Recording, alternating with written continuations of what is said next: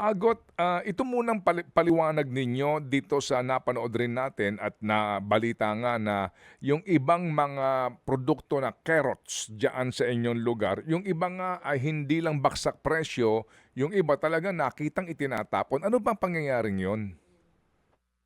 Yun po sir, sa araw po na yun, talagang mababa po yung demand. So ang presyo po nung araw po na yun ay 5 to 6 pesos per kilo.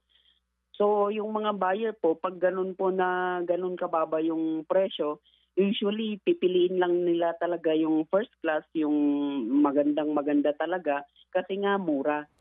So yung farmer po na nagtapon talaga, yun po hindi nabili yung carrots niya.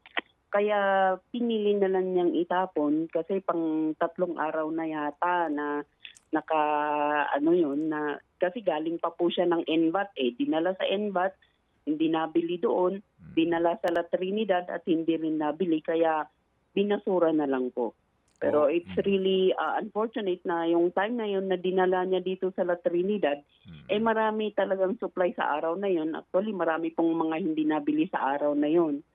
Tapos the next day, medyo nag-pick up ng konti yung presyo.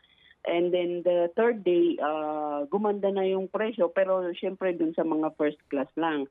Umabot na ng 30 pesos per kilo sa third day yung presyo ng carrots.